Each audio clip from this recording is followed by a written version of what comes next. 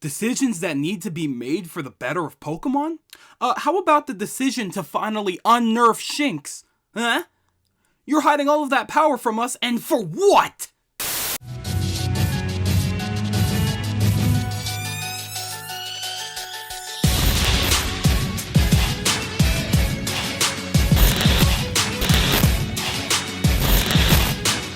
Alright, what is going on, y'all? Soul here, and welcome back to my story mode. So I'm sure by now y'all already know the drill. I got a couple of things that I want to talk about first before getting into the main topic, but if you want to skip all that beginning BS or whatever you guys want to consider that, I've got the timestamps right down below so you could click right away from all this. First things first, this is obviously another video where I'm going to be referencing other games. So there may be a couple of things that may be outside of your knowledge range if you don't like anything other than Pokemon. All I'm saying is be wary. The other quick thing that I wanted to talk about and bring up is the fact that I did say that streams are going to be starting this month, but I'm going to actually request just a little more time for that one. I got a lot of schoolwork coming up for the end of this college semester that I need to finish up, so bear with me. I'm still going to be putting out videos, but I'm going to need a little more time to focus on finishing out this semester as strong as I can. After that's all said and done, I can do the test streams that I wanted, and then we can get right to our Nuzlocke that we promised. And just maybe if you guys want to consider Twitch as well for games that aren't Pokemon, it is right there for you guys, right there in the description if you want to go ahead and give that a follow so we can play games that aren't Pokemon related. Just saying, it's there. Just a recommendation. But hey, if you want more consistent updates on things like that, Twitter is right there for you, so if you want to go ahead and check in on that, you're more than free to do so. So that just about covers all the extra stuff that I wanted to get out of the way, so why don't we start talking about the main topic here, which is why the Pokemon series needs more decision making in the story. Now on one hand, I could see why people would have a counter argument for this.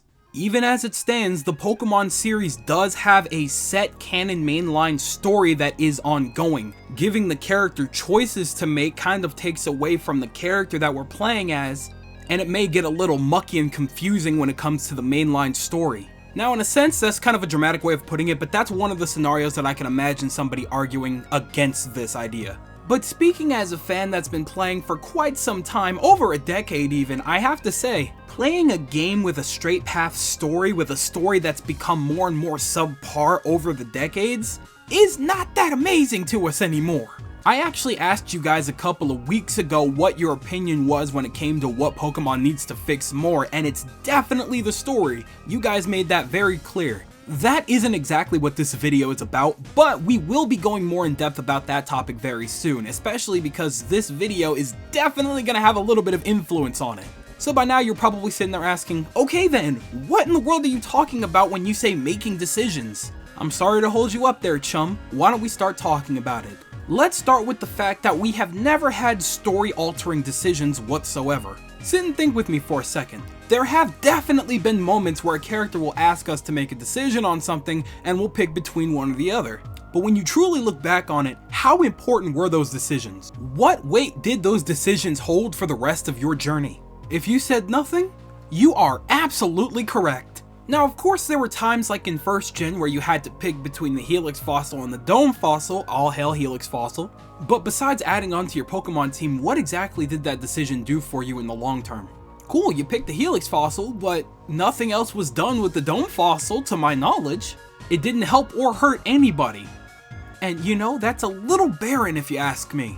Another example that constantly comes to mind is back in 4th Gen when your rival, Lucas or Dawn, asks you to choose between their left or their right hand.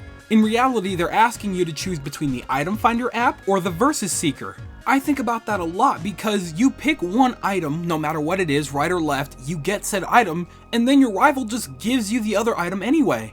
It's like, yeah, okay, cool, but all you did is waste my time when you could have just given me both items. Now, I think that a situation like that would be a lot more interesting if it actually affected gameplay a little bit. For this specific example, maybe if you picked the Versus Seeker and they kept the Item Finder, then during battle, that rival would probably be more likely to be smart utilizing their items. And then in the opposing scenario, in the case where they get the Versus Seeker instead, they should just be generally better in terms of pure raw strength. But no, that is not what we ended up with. Instead, we got a tidbit of dialogue change based on what you picked first. Very forgettable dialogue at that. And I gotta say, that sounds like a waste of programming to me. So I think that I've given just about enough examples as to what it means to have very pointless decision making in the Pokemon series a little bit. There's plenty more that we need to get to, but I'll get to that in a minute. What I was trying to say here is that we really need decisions that will actually change the story in of itself. We need to have decisions that are more gratifying and actually hold weight throughout the rest of the story. Things that are long-term effective. The whole thing about Pokemon is that we play as these very quiet main self-insert characters. The idea that they've always tried to implement in our heads as kids going into the Pokemon series is that you can experience this journey the way that you want to.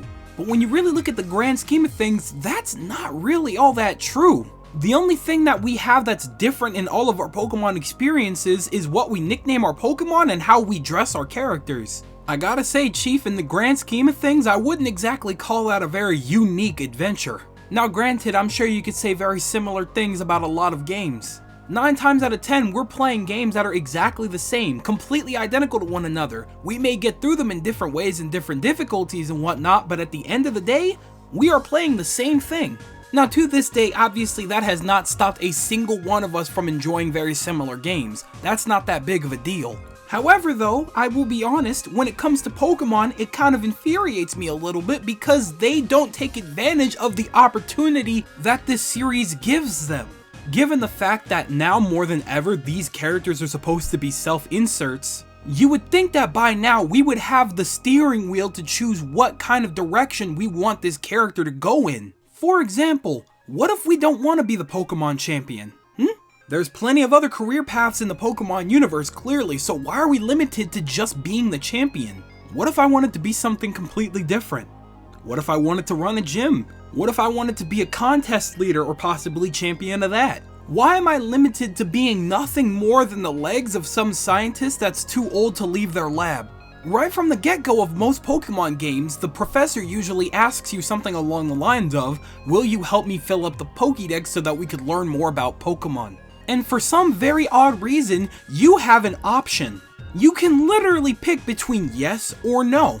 But guess what happens when you pick no? Yeah, that's right. The question is on permanent repeat until you say yes. You are literally not allowed to leave until you agree and sign the terms and conditions of being the professor's lapdog. What I'm trying to get at with this is that you should be able to say no if you want to go after a different career path in the Pokemon universe. Just like there's more to life than being a doctor, an engineer, an architect, or the president, there should be more to life than just being the strongest trainer. But that's not really what Pokemon teaches you. They tell you, nope, you can't do this unless you agree to take up the mantle of being my lapdog and eventually saving the world and becoming champion. Again, I know, another very extreme take, but I'm just saying with all the endless opportunities that Pokemon could offer and the decisions that they do give you, why make them pointless? Anyway, a lot of these ramblings could have been saved for the end, but I just kind of got ahead of myself, so there's a couple of other things that I'd like to talk about when it comes to the possibilities of making game-altering decisions. For example, let's talk about the possibilities of rival-based decisions. Now, I did actually recently make a video talking about the character development problem in Pokemon. And within that video, I talked a lot about the rivals and their problem with their placement in the series. They always have so much potential and personality to develop into very great characters, but nothing is ever done with that. I fully believe that they should have a much better place in the story, and I think that the best way to do that is for them to actually have options that affect their decisions moving forward. Now, when I think about this, the best example that I could possibly give is the Telltale's Walking Dead series. Now, I'm not going to deep dive and go in depth for those of you that don't know it, but the gist of it is, the actions that a lot of the people that you surround yourself with in that game are completely based on what you say to them and how you treat them. For example, if they're having some kind of trouble with something, if you decide to help them out and believe them, they will actually become very friendly with you. But on the opposing side of things, if you decide not to believe them and leave them to deal with their situation on their own, they may resent you for it. And either of those options may affect what they do with you in the future. If they decide they like you enough, they may take a bullet for you. If they decide they don't like you enough, they just might be the one pulling the trigger. So obviously very extreme, but I think you get what I'm getting at. If you actually had dialogue options to change the way you treat that character and the way that they feel about you, it would be a much more interesting development. Let's go back to Gen 2 for a minute. You guys all know Silver by now, right? For a very wild example, let's sit here and say that for some reason you already know that Silver is the son of Giovanni. Let's say something comes up and all of a sudden there's an Officer Jenny on your ass. Maybe she gets very suspicious of the both of you because you're in some place that you're not supposed to be. Silver obviously looks like more of a wild card than the main character, so she's gonna look towards him and say, "What's going on here?" Knowing Silver, he'd probably start to reach for his Pokeball or something to get ready for a battle. So then all of a sudden we see a text box pop up, and it says, "It looks like Silver is reaching for his Pokeball. What should you do?" There should be at least 2 to 3 options. One that throws Silver completely under the bus, another one that says that it's your fault and that you will make sure that it never happens again, or maybe some third option where you don't say anything and you just kind of watch what happens. Now here's where the long-term effects would come into play. Option 1 may or may not get Silver in trouble, but either way, he heard that you said that and would be pissed about it. Obviously something like that would leave a horrid taste in his mouth and he probably wouldn't come back to help you with something later. Option 2 on the other hand would be a completely different story. Whether or not Silver gets in trouble, you helped him out, or at least you did your best, and that's something that he's gonna keep in mind next time he sees that you're having some kind of trouble. Now option 3 would probably end up being somewhat of a mixed bag. Maybe it'll lead to a battle that you may help him out with, or just watch from afar, who knows what could go down. But hey, maybe you're just a curious type and you want to see where things lead if you don't say anything. So you see what I'm getting at here? Depending on how you feel about the character, you may want them to develop and stick around for the long haul to become maybe a better person, or maybe you hate them so much that you want to see them go down a dark path and maybe you want to fight them by the end of it. Who knows? It's just nice to have that possibility and see how they react depending on what you say to them. Hell, maybe there's a rival or just a reoccurring character that's a part of the evil team in the game.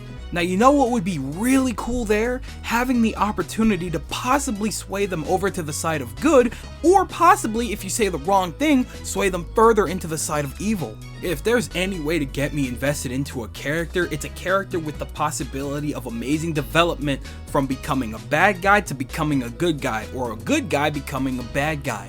And if their life decisions are in my hands, you know for a fact that I'm gonna be real careful with what I say to them next. Anyhow, I think you just about get the gist of that by now. But speaking of good and bad, why don't we talk about the possibility of good and bad decisions? And what I mean by this is, what if we had the decision to become good or evil?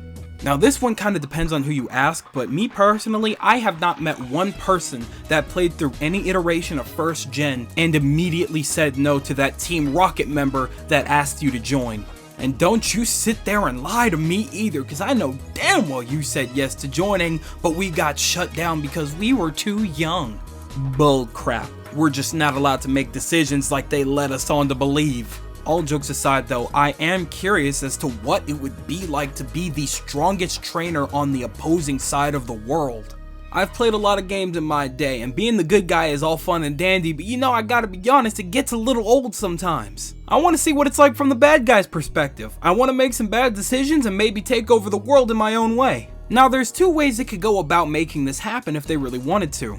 Either A, they would have that one big route-changing decision that would happen very early on in the game that would change up your story completely, depending on what you pick. Or B, they could give us some kind of meter, and depending on the decisions that you make, that meter could go down towards blue, or it could go down towards red.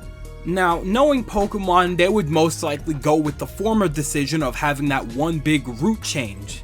After all, it's way too hard to develop a game that has a constantly changing storyline as you go along. That's way too much. Isn't that right, billion-dollar company Game Freak? Shade aside, I would love to see what the world would end up as if I decided to take up the mantle and make sure that the dream of the opposing team actually came to fruition. I would love to see what it would be like to go rogue, so to speak. Whatever the case may be, I feel like I've gotten all I can out about that.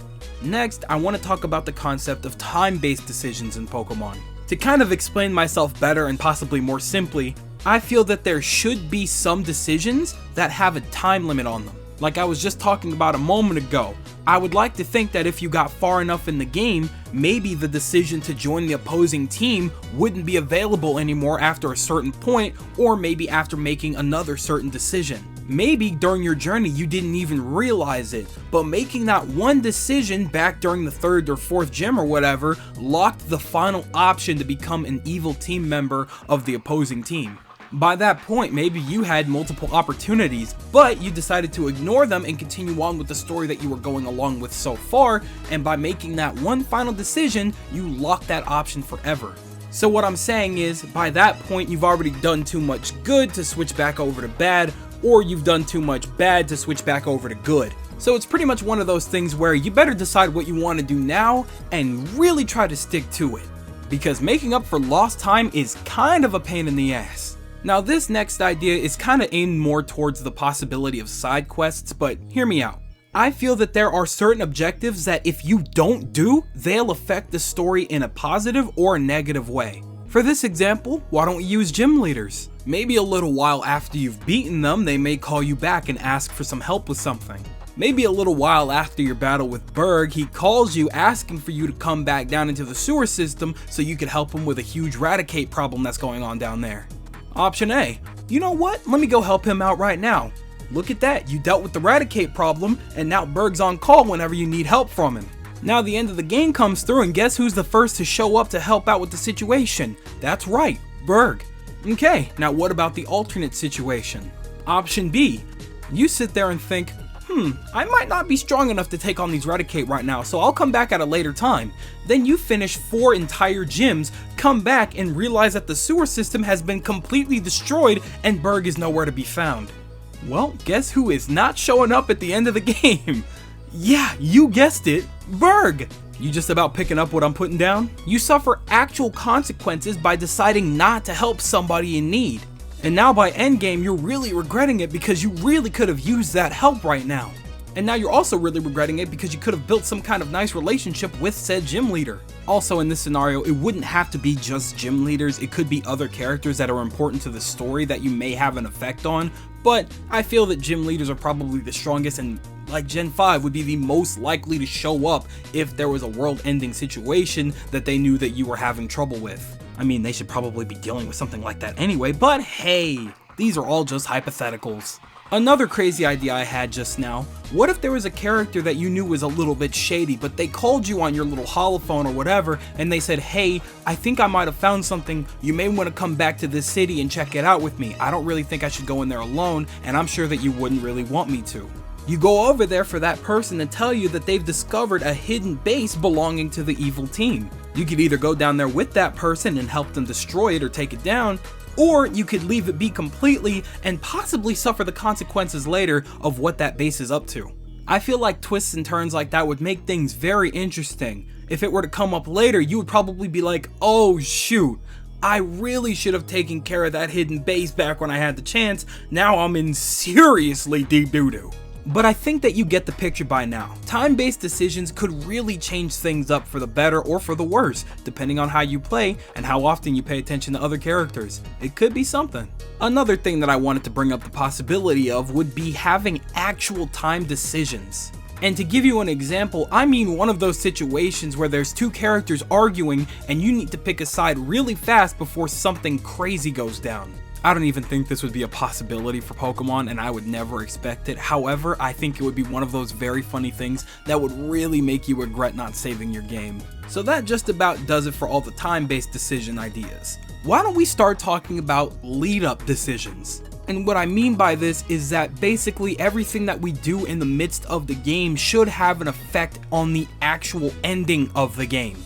There's a lot of RPGs that have multiple endings, and I'm sure that a lot of us that play RPGs would love to go back sometimes and do a lot of things differently just to see how different the ending is. I also do bring this up because there's plenty of games that also have different choices within the game that you can make, but don't have multiple endings. That doesn't really make any sense to me. What's the point of making any decisions if it's not going to have any effect on the ending whatsoever? I'm looking at you, Life is Strange. Now, I think that every decision that we make regarding other characters should affect how they end up by the end of the game. I would love to see by the end of the game how our decisions impacted said character, and if we don't see that character's ending, maybe we didn't do enough to trigger it and we want to go back and maybe fix that so we could see where that character ends up. I want to know if I helped them develop for the better or for the worse. 9 times out of 10, Pokemon characters just kind of disappear by the end of the game. We don't know where anybody is, and that really sucks. If somebody could tell me where N and Hilbert and Hilda are confidently right now, I might be a little satisfied. but I probably still won't be. Now my final thing on this is that I would love the option to have good or bad endings, but I would also love the option to chase after a true ending if we make all of what Pokemon would consider the correct choices in the game. And hey, maybe the true ending is the lore that the actual Pokemon canon is gonna keep around for future reference. I'm not exactly sure how many of y'all have played Undertale, but I'll tell you right now, a true ending makes all the difference. Now the final thing that I want to bring up on this topic is actually regarding Pokemon themselves. Now this is gonna sound kind of weird, but for the most part, I'm not really sure if the Pokemon that you have in your party should have an effect on the story itself. I feel like you should still be able to construct the team that you want. Otherwise, I feel like that would be pretty unfair. Oh, to even get this option in the game, you have to have this party of 6 in your Pokemon all above level. Come on now, that sounds kind of ridiculous, doesn't it? Now, it'd be one thing if you had to have like a certain mythical or maybe a certain legendary caught by that point, and maybe it'll open up a new avenue for you or a new route or something like that. And I think that would be fine. I feel like that could lead to some very interesting story plot. But other than that, I don't think that the general Pokemon that exist in the game should have a huge effect on whatever you decide to do. But hey, maybe you have a different opinion on that. Let me know what it is. But anyhow, that just about does it for my opinion as to why the Pokemon series needs more decision making in the story. Now I know that a lot of this is a complete stretch, but can you blame me? I've played a lot of Telltale games with a lot of decision making, and I've played way too much Persona. But personally, I think it's just a little bit frustrating that there's so many RPGs that do so much that Pokemon could easily take example from.